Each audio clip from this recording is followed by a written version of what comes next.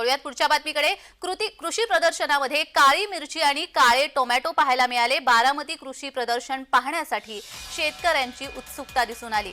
कृषी विज्ञान केंद्रामध्ये 16 ते 20 जानेवारीला कृषी प्रदर्शन होणार आहे। शेती उत्पादनात नवीन वाण आलं की शेतकऱ्यांना त्याची मोठी उत्सुकता असते।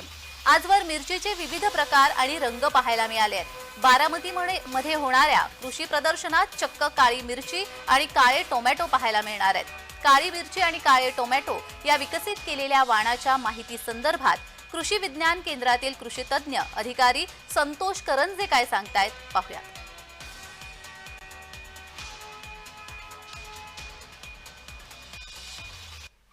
काळ्या मिरचीचं वाण या ठिकाणी रोप जे आहे ते तंत्रज्ञान या ठिकाणी या कृषी प्रदर्शनामध्ये आपल्याला पाहायला मिळालं। आपण पाहिलं तर आपण हिरवी मिरची पाहिलेली आहे, मात्र या कृषी विज्ञान केंद्रामध्ये वेगळं वाण जे आहे काळ्या जातीची मिरची अशा पद्धतीने हे रोप तंत्रज्ञान या विकसित केलेलं आहे। सर, या कृषी विज्ञान केंद्रामध्ये आता तुम्ही हे काळ्या रंगाची मिरची या ठिकाणी आहे, काय नेमकं वैशिष्ट्य आहे? ह्याला रोग आणि किडीचं प्रमाण फार कमी आहे। दुसऱ्या मिरची रोगाला बळी पडल्यात, पण इथं थ्रिप्स असतो, माईट सारखा रोग असतो, फुलकिडा आपण म्हणतो, किंवा भुरी सारखा रोग येऊन पानं सगळी गळून पडतात। लाल टोमॅटो तर पाहिलेच आहे, मात्र आता या कृषी प्रदर्शनामध्ये शेतकऱ्यांना काळं टोमॅटो देखील पाहायला मिळणार आहे। खरं तर आश्चर्य असण्याचं कारण आहेच, कारण आपण देशी संवर्धन करायची गरज आहे की जे विषमुक्त भाजीपाला म्हणतो आपण ते ह्याच्यात साध्य आहे। कारण हे सर्व हिरवगार टोमॅटो तुम्हाला दिसतात, ह्याच्यावर औषधं मारण्याची गरज राहत नाही, कारण हे आपले देशी आहेत। याची मुळं इथं तग धरून राहतात, ह्याला कमी पाणी लागते। आज कॅन्सर सारखा आजार बळावा लागलेला आहे। याचं कारण असं आहे की आपण बेसुमार खत औषधं वापरतोय की जी आपल्या देशी वाणामध्ये तेवढी गरज नाही। नक्कीच या प्रदर्शनामध्ये देशी वाण जे टोमॅटोचं केलेलं आहे ते शेतकऱ्यांसाठी लाभदायक असणार आहे। यामुळे या टोमॅटोचा वाणाची लागवड करणं गरजेचं आहे आणि त्याचबरोबर आपण निरोगी राहण्यासाठी काळं टोमॅटो असेल किंवा लाल टोमॅटो असेल याचं देशी वाणाची लागवड करून आपलं आरोग्य निरोगी राखणं गरजेचं आहे। इस्रायलच्या धर्तीवरील शेतीसाठी ठिबक सिंचन पद्धत वापरात आहे। यामुळे शेतकऱ्यांना मोठा फायदा होत असून कृषी प्रदर्शनामध्ये या सिंचन पद्धतीचं प्रात्यक्षिक पाहायला मिळणार आहे।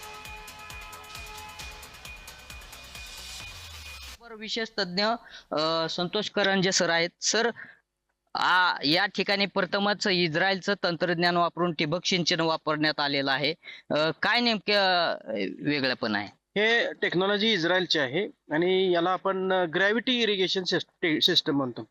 त्याच्याऐवजी इथं फक्त पाणी 60 सेंटीमीटर उंचीवर पाहिजे, म्हणजे ते ग्रॅव्हिटीने चालतं।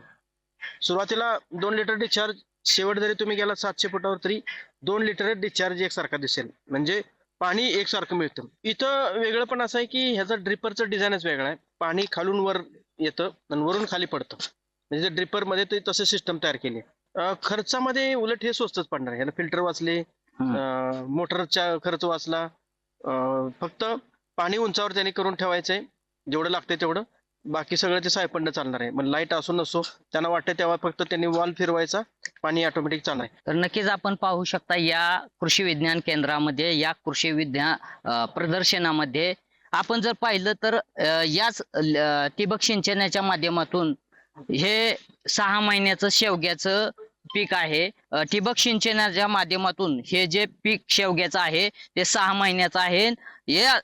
या माध्यमातून ठिबक सिंचनाच्या माध्यमातून जर शेतकऱ्यांनी अशा पद्धतीने जर पीक घेतलं तर मोठ्या प्रमाणामध्ये शेतकऱ्यांना फायदा होणार आहे। यामुळे आता येणाऱ्या या कृषी विज्ञान प्रदर्शनामध्ये शेतकऱ्यांनी आवर्जून या इस्रायलच्या पद्धतीने ठिबक सिंचनचा वापर केला तर नक्कीच फायदा होणार आहे।